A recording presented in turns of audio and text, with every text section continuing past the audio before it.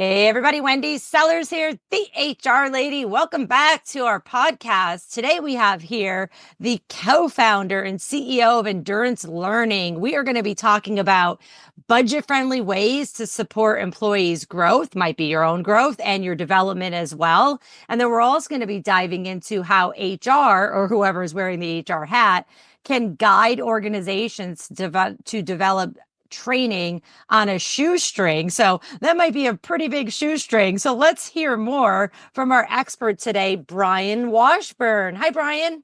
Hi, Wendy. Thank you for having me. Yeah, thank you for your time today. Hey, tell your listeners about you and how you got to where you are now as the co-founder and CEO of Endurance Learning. Yeah, great. So again, my name is Brian Washburn, and I've been in the world of training and instructional design for probably a little over 20 years. I started as a Peace Corps volunteer training farmers in Paraguay. And so when we talk about figuring out how to develop learning programs on a shoestring, it's definitely in my roots. And I've worked for a number of nonprofits as the director of training for a number of different organizations. And then about 10 years ago, a friend of mine and I started this company, Endurance Learning, and here we are today. Awesome. And I hear you also have a recent book, Instructional Design on a Shoestring. Tell us about that.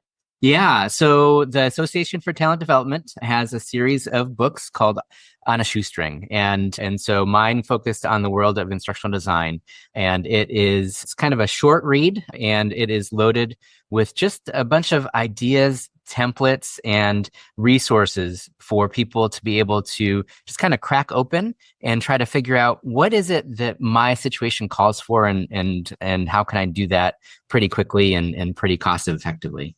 Awesome. I actually just loaded it to my Amazon cart. Sweet.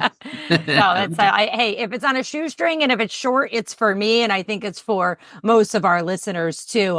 Many of our listeners are in HR or wearing the HR hat on top of 500 other hats that they have to wear because they work in a small business. But I want to ask you some questions, about the Venn diagram where HR and training overlap. So, let's just talk about some ideas for organizations that have no money for training programs. Yeah, that Venn diagram is really interesting when we think of like professional associations. There's SHRM, and there's for the HR kind of world, and then there's ATD for the Association for Talent Development for people who are in learning and development and talent development. And it's been my experience, especially on the local chapter level, that those two don't always necessarily talk with each other. Yeah. And so, and yet their functions are so interrelated. And so I thought it would be great to be able to have some conversations outside of my own bubble, outside of my own world, with people who are more focused on the world of human resources. And so when we talk about this, we're also always talking about having a similar challenge when it comes to budget, right? So a lot of organizations see whether you are in HR or learning and development as overhead. And it's not necessarily, unless maybe you're in sales training and then you can make a direct line to revenue. But oftentimes we in HR and we in learning and development oftentimes have that same struggle. We need to figure out, how do we get people to up their performance and their game at the organization and do it in a way that might get some sort of budgetary approval? Or if we don't have the budget, how are we effective in how can we be creative in terms of getting people what they need? Yeah, I wanted to throw out some statistics here just about training and development. And I don't think this is going to surprise anybody of our listeners, but they may need these statistics to, flag in front of the higher ups to say, yeah, shake that money tree loose a little bit. Why? Because training people is actually going to make the company more money. There was a source from ATD research. Companies that offer comprehensive training programs have a 218% higher income per employee than those without formalized training. That's huge. That's huge. It is. And I mean, you can take a look at all sorts of numbers. There's Josh Bersin came out with an article last year where he was saying that the training and development industry itself spends $340 billion worldwide on corporate training. And so that's a lot of money being spent. And his article went on to say that it's about $1,500 per employee. And so a lot of times organizations will say, well, we don't have any money. We don't have any money for training. And there is some good news and some bad news, I think, that comes with that. And I'll start with the bad news. The bad news is that just because you say that you don't have any money for training doesn't negate the fact that instructional design or learning design or whatever we want to call what it is that we do, right? It's an art form that has science behind it. Like people learn in certain ways, and there are certain things that don't lead to learning.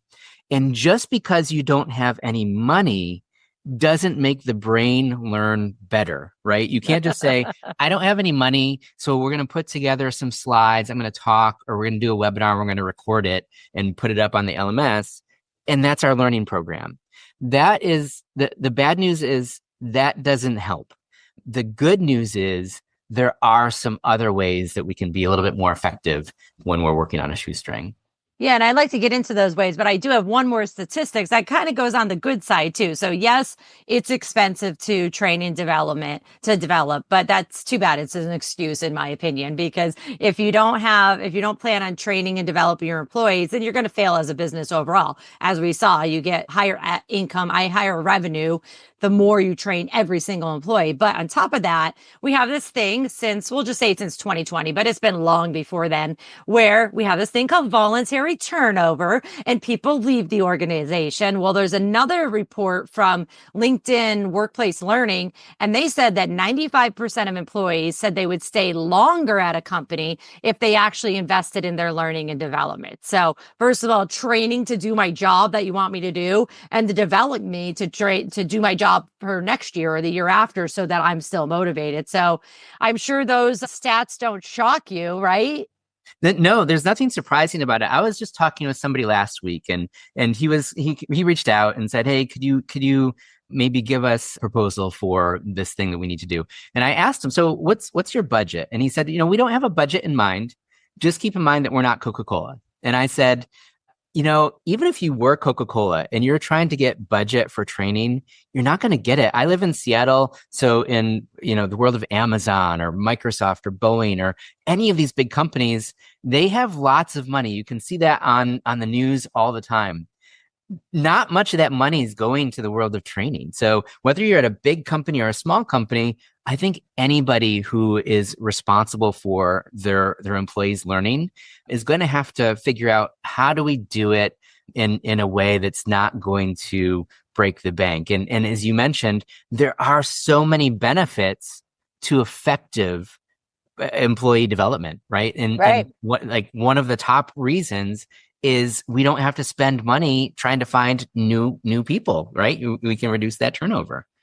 So how about throwing out some ideas? Give us some ideas of how they can, train people when they claim they have no money for training. Yeah, well, and you toss out that word claim. And so sometimes people claim that we need training. And so the first thing I think is really important to keep in mind is to ask that question, are we sure that training, whether that is a classroom training or an e-learning, is what we need? So I'll give you an example.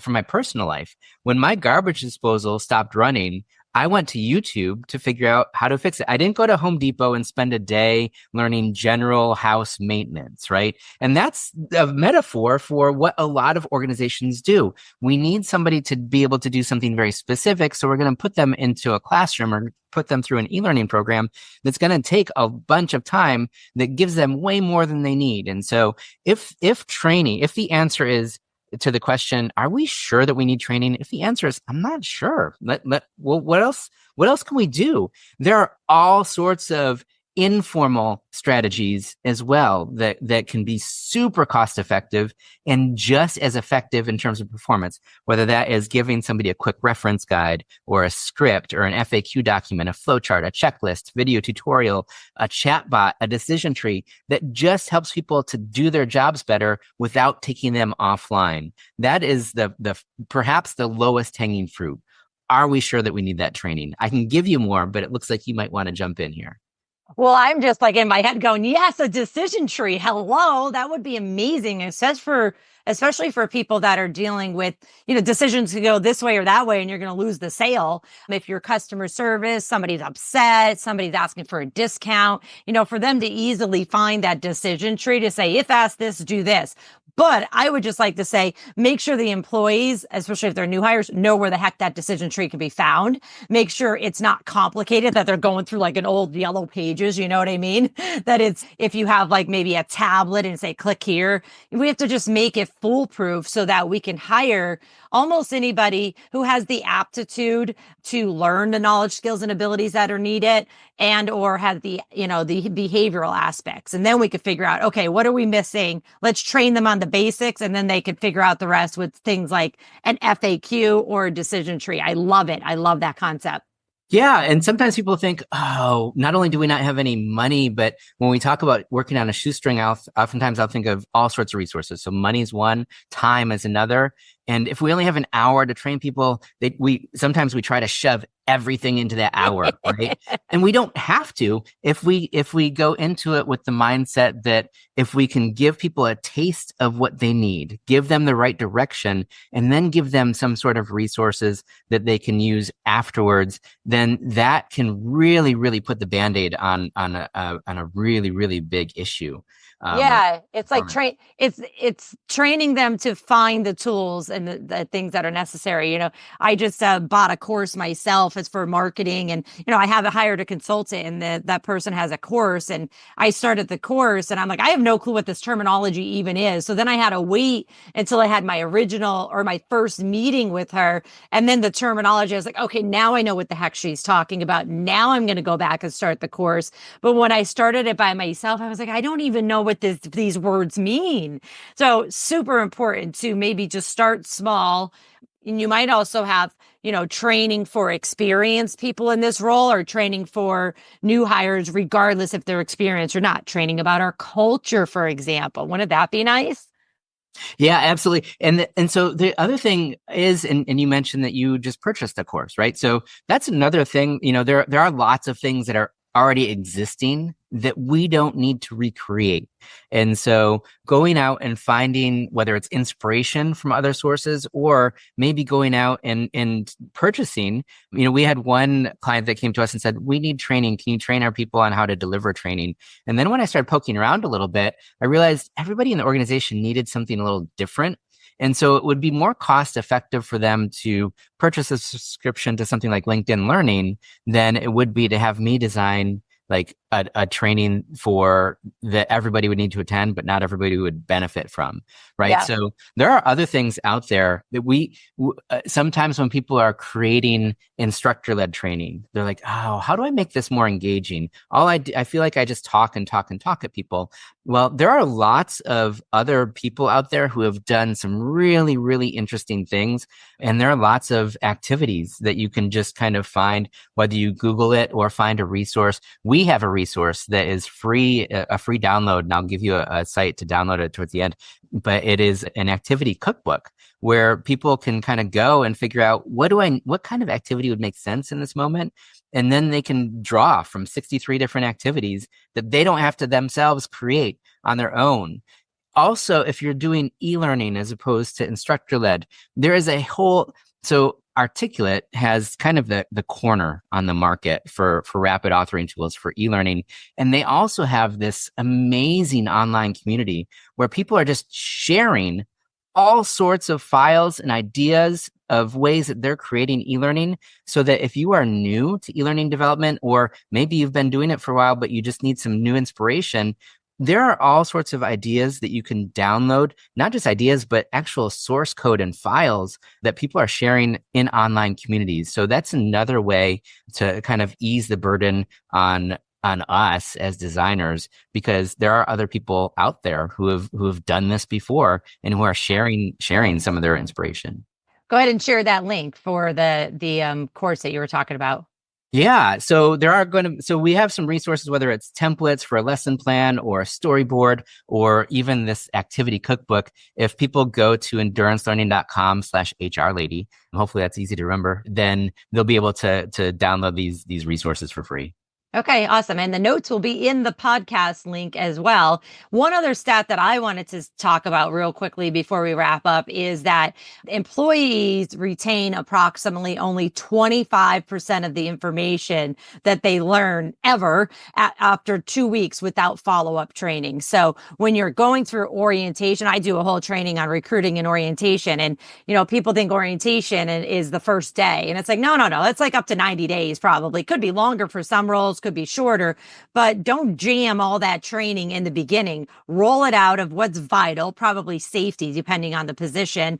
And then, there could be laws and licensures and certifications that are required. And make sure that you're always following up on that orientation and on that training so that people, don't say, oh, I went through this training in one ear, went out the other. I love your idea again of the decision tree, the FAQs, making sure that it's very easily accessible to all your employees. If it's on an intranet or something like that, if you don't have a learning management system, then making sure everybody knows where to get that on the fly when the customer is complaining. And then the final thing that I wanted to just share with the listeners is, listen, if your executives or your higher ups are saying we don't have a budget for training, this is when you could say something like, okay, let's just do a trial training period. Let's just do it over the summer. Let's just do it over these 2 months so that you can prove to them that you're going to start tracking the wins, meaning less employee turnover, more customers, or better customer satisfaction. And then if you can get enough wins, guess what? It's going to cost less to recruit because you're not going to have as much turnover. It's going to cost less to do like sales campaigns because you've already have more customers and customer satisfaction. Then you could use that money that you either saved or, made, so to speak, for future training and development. So you really do have to prove it to the executives that this works. And unfortunately, and Brian, you tell me, I mean, sometimes that's really hard to approve because it might take a year. Yes, absolutely. And so everything that you just said is gold, right? So the idea of starting small and just, can we try something? And then be able to shout those successes from the rooftops and beat that drum. One of the things that in the world of talent development and learning and development that we don't oftentimes do very well is market ourselves and our own successes. And so if we can start small, and if we can stack the deck in our favor by picking a really good pilot group to demonstrate some success, a lot of times business leaders like numbers. They like to see numbers. And if we can put numbers that say, hey, look at the impact that this training had over the past year, then we can start to generate some momentum. The last thing I want to kind of throw in here goes back to you talking about people forgetting things, right? So just because we said something doesn't mean that somebody learned it or that they're going to remember it or that they're going to use it on the job. And so if there are ways that we can connect into people's managers as well, and I'm not saying that we need to bring managers all together and give them a training on how to support training.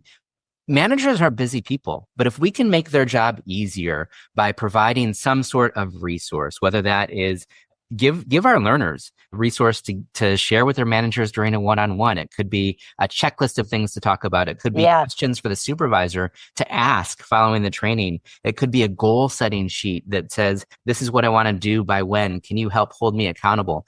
Anything that we can do that makes it easier for a manager to support the training, because there is research out there. There's a great book called Transfer of Training by Mary Broad and John Newstrom, where they say the number one determining factor of whether or not somebody's actually going to use that training afterwards is the employee's manager. That can be a super motivated person, but if their manager isn't supporting them, helping them set goals, holding them accountable, they're not necessarily going to do it. So figuring out ways to get managers involved as well. And that just goes right back to the fact that, most people forget the information, whether it was a formal or informal training, because they're like, well, nobody's asked me about this, so it must not be important. Yep. So that is awesome. So Brian Washburn, co-founder and CEO of Endurance Learning, LLC. How can our listeners connect with you?